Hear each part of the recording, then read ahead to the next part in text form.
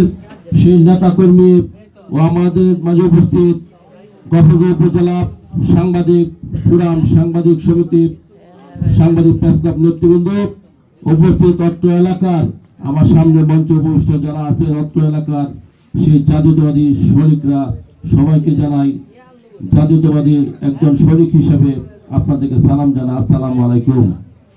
আসলে প্রধান অতিথির পর সভাপতির বক্তব্য থাকে না, যেহেতু আজকে সেই আমাদের দোয়া মাহফিল অনুষ্ঠান, সেই অনুষ্ঠানকে কেন্দ্র করে আপনারা সকলে উপস্থিত হয়েছেন।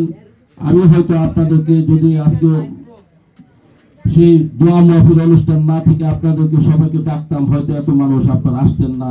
আজকে আপনারা এসেছেন সেই আমাদের প্রিয় নেত্রীর সেই দোয়া মাহফিলকে কেন্দ্র করে আপনারা সকলে উপস্থিত হয়েছেন।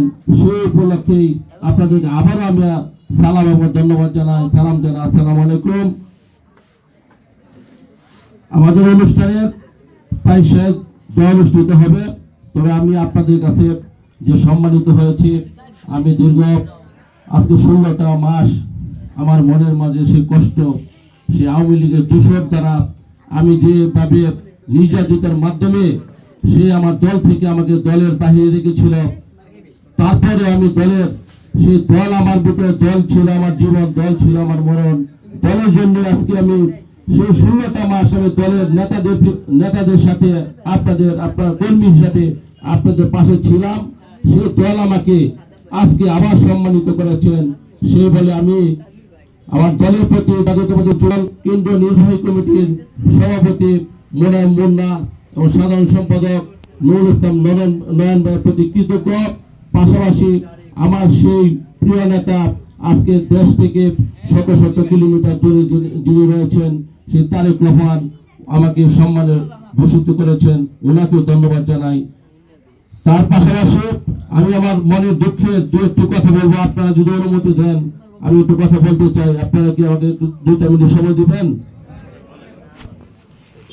আমি এই 16 মাস যে দল থেকে আমি বিতাড়িত ছিলাম, আমার দলের প্রতি, আপনাদের প্রতি যে দলের যে বিশ্বাস রয়েছিল, সে আমার যে কর্মকাণ্ড ছিল, সেই কর্মকাণ্ড স্থবির করার জন্য সেই 10 দুষ্কৃতিকারী আওয়ামী লীগের ষড়যন্ত্রকারী এই দালাল এবং উথুরি যারা নির্যাতন করেছিল, আমার উপরে অত্যাচার করেছিল, আমাদের এলাকার যুবদল, ছাত্রদল, কৃষক দল, অনেক ছেলেদেরকে, অনেক ভাইদেরকে মেরে পা ভেঙে দিয়েছে, বুকের পাঁজর ভেঙে দিয়েছে, হাত পা ভেঙে দিয়েছিল। যারা সেই এই অত্র এলাকার যারা আওয়ামী লীগ পালত, আওয়ামী লীগকে যারা প্রশ্রয় দিয়ে অস্ত্র এবং মাদক দ্রব্য দেওয়া, যারা এই দেশের টাকা পয়সা মালিক হয়েছিল, সেই সব লোকের দ্বারা আমি নির্যাতিত হয়ে দল থেকে এই সব লোক দলের ভিতরে গুচ্ছি মেরে দলের লোক